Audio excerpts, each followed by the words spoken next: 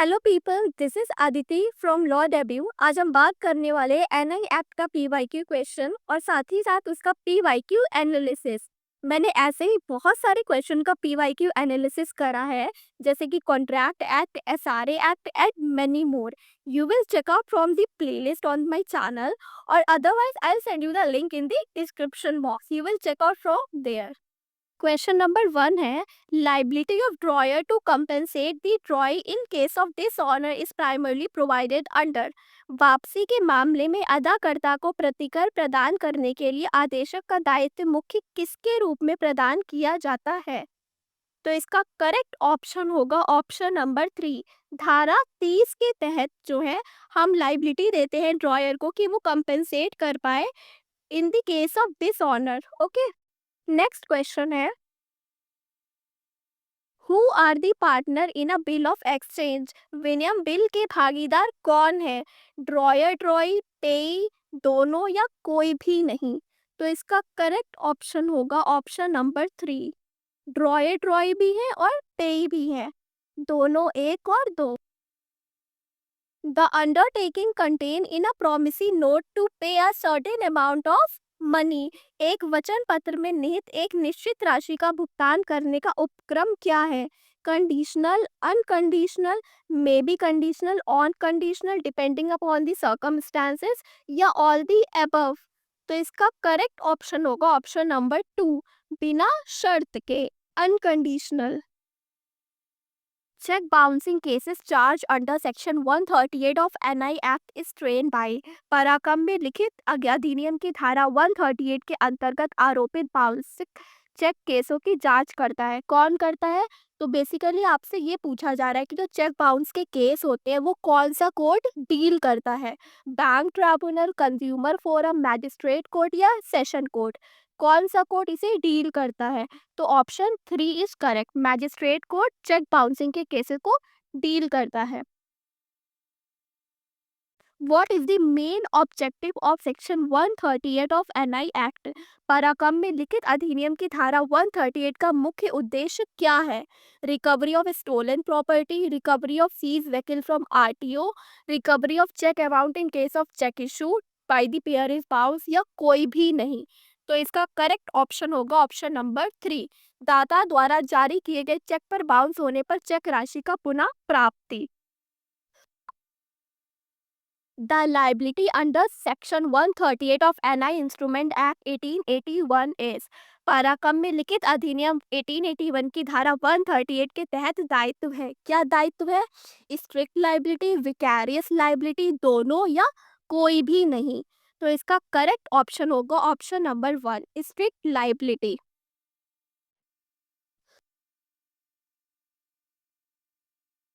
Effect of non negotiable crossing is mentioned under. पराक्रम में नहीं क्रॉसिंग का प्रभाव उल्लेख किस सेक्शन में किया गया है?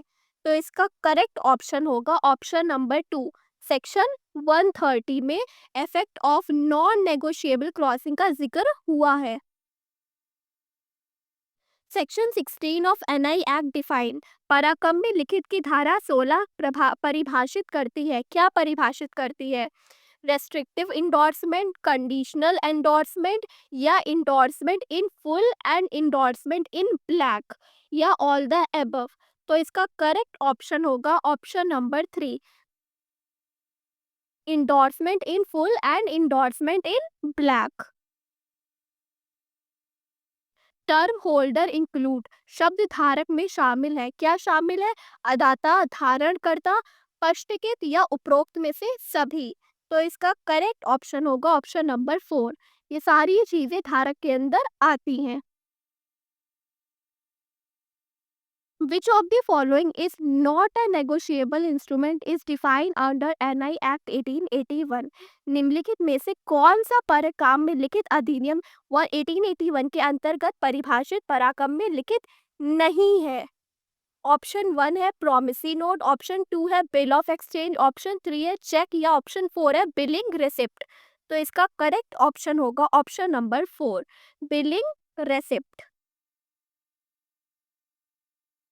Which of the following is not a negotiable instrument as per NI Act? Okay, तो इसमें से आपको बताना है कौन सा इंस्ट्रूमेंट नहीं है। प्रॉमिसरी नोट नहीं है, हुंडी, बिल ऑफ एक्सचेंज या चेक। तो option 2 is correct. In the light of Negotiable Instrument Act 1881, at what rate interest will be charged if the rate of interest is not mentioned on the NI instrument? पराक्रम में लिखित अधिनियम 1881 के आलोक में यदि पराक्रम में लिखित पर ब्याज दर का उल्लेख नहीं है, तो किस दर पर ब्याज लिया जाएगा? तो इसका ऑप्शन दिए गए हैं यहाँ पे 6% per annum, 10% per annum, 18% per annum या 20% पर एनम। तो इसका करेक्ट ऑप्शन होगा option number 3, 18% per annum. Next question है, mister Rajesh issue a cheque of 50,000 to his supplier mister Sharma for the payment of good purchase.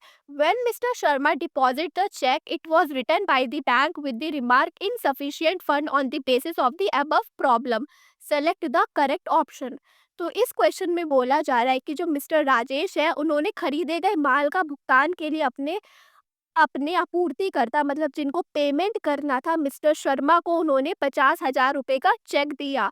अब जब शर्मा चेक को जमा करते हैं तो बैंक में ये बोला जाता है कि इसके अंदर अपर्याप्त निधि है मतलब इनसफिशिएंट अमाउंट है और वापस कर देता है। अब आप ये बताइए कि इसमें से कौन सी समस्या थी जो जिसकी वजह से इनसफिशिएंट बैलेंस लिख कर आया। तो यहाँ पे आपके ऑप्शन दिए गए हैं 4। अब आप इनमें से बताइए कि कौन-सा इश्यू था जिसकी वजह से इनसफिशिएंट बैलेंस आया था लिखकर। तो इसका करेक्ट ऑप्शन होगा option number 2, a complainant in writing to the made by the mister Sharma in the court with in 1 month for the dishonour of cheque. तो यहाँ पे जो इनसफिशिएंट अकाउंट बैलेंस लिखकर आया था वो आया था डिसऑनर ऑफ चेक की वजह से। तो अब जो है मिस्टर शर्मा वो कोर्ट में जाएँगे और 1 महीने के अंदर अपनी कंप्लेंट दर्ज करेंगे किसके लिए? Dishonour of the cheque. अब यहाँ पे हमारे सारे क्वेश्चन कंप्लीट हो जाते हैं पीवाईक्यू के। हाँ, बहुत ही कम क्वेश्चन है एनआई एक्ट के जो पीवाईक्यू में पूछे गए हैं, लेकिन लास्ट में मैंने आपको एक ट्रिविया दिया है जो क्वेश्चन आपको सॉल्व करने हैं and comment down the answer जो आपको सही लगे। पहला क्वेश्चन ये है कि complaint made against an offence under section 138 of the NI act क्या होगा? शुड बी राइटिंग, ओरल और राइटिंग या may be oral before the magistrate. पहला क्वेश्चन आपको इसका आंसर बताना है और दूसरे क्वेश्चन का ये है, if the drawer of the check is acquitted the court shall direct the complainant to repay the amount of interim compensation to the drawer within repayment order days from the date of the। आपको ये वाला question का answer भी comment down में बताना है और जिसका भी सही होगा उसको मैं ऑलरेडी पिन कर दूंगी कमेंट सेक्शन में। अब ट्रिविया के भी क्वेश्चन हो गए हैं, अब हम बात कर लेते हैं कि पीवाईक्यू का एनालिसिस क्या रहेगा।